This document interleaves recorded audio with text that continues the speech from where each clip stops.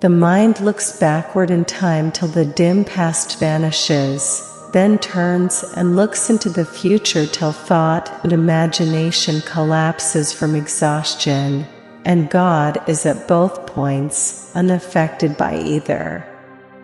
We have been trying to apply machine-age methods to our relations with God.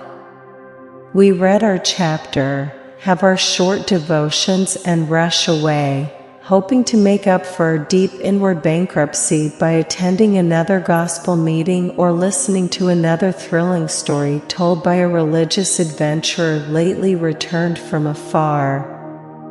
This is life eternal, that they might know thee the only true God, and Jesus Christ, whom thou hast sent. David's life was a torrent of spiritual desire, and his psalms ring with the cry of the seeker and the glad shout of the finder. Anyone who wishes to check on his true spiritual condition may do so by noting what his voluntary thoughts have been over the last hours or days. Love casts out fear, for when we know we are loved, we are not afraid.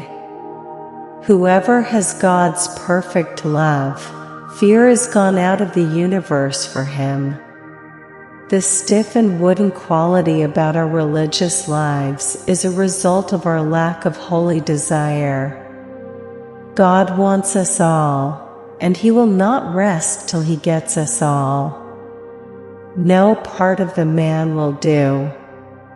Similarly, the presence of God is the central fact of Christianity. From all this we learn that faith is not a once-done act, but a continuous gaze of the heart at the triune God. O God, show me thy glory. They want to taste, to touch with their hearts, to see with their inner eyes the wonder that is God. We do God more honor by believing what He has said about Himself and having the courage to come boldly to the throne of grace than by hiding in self-conscious humility among the trees of the garden.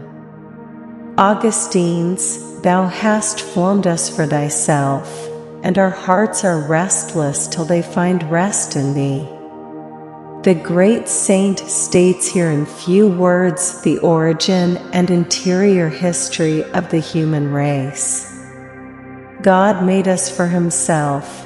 That is the only explanation that satisfies the heart of a thinking man, whatever his wild reason may say. When He returns is not as important as the fact that we are ready for Him when He does return. In natural matters, faith follows evidence and is impossible without it, but in the realm of the spirit, faith precedes understanding. It does not follow it. The natural man must know in order to believe. The spiritual man must believe in order to know. The faith that saves is not a conclusion drawn from evidence. It is a moral thing, a thing of the Spirit, a supernatural infusion of confidence in Jesus Christ, a very gift of God.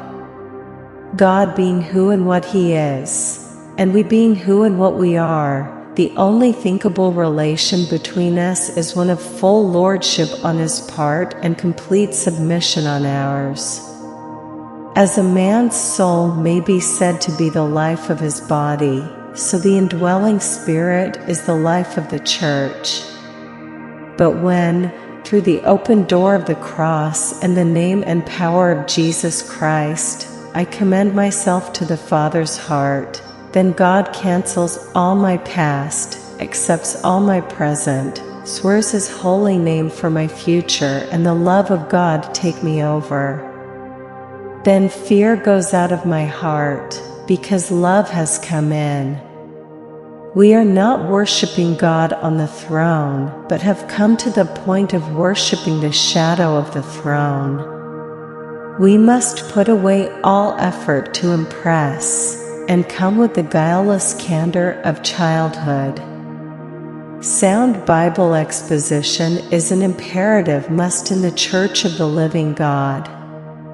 Without it, no church can be a New Testament church in any strict meaning of that term. But exposition may be carried on in such way as to leave the hearers devoid of any true spiritual nourishment whatever. For it is not mere words that nourish the soul, but God Himself, and unless and until the hearers find God in personal experience, they are not the better for having heard the truth. God does not choose us for who we are, or how qualified we are, but rather for who He is and what He is permitted to do through our lives. The heavens declare Thy glory, Lord, in every star Thy wisdom shines. But when our eyes behold Thy word, we read Thy name in fairer lines. Isaac Watts. Some people have been misinformed about the Christian life and living the crucified life. For some reason, they think that it is an easy path. They believe that God will take away all of their problems and difficulties, and that they will be able to live their lives without any kind of distraction or disturbance. As everybody who has traveled this journey knows, such is not the case. If your journey is not cluttered with difficulties and hardships and burdens, you just might be on the wrong path. Much of our difficulty as seeking Christians stems from our unwillingness to take God as He is and adjust our lives accordingly.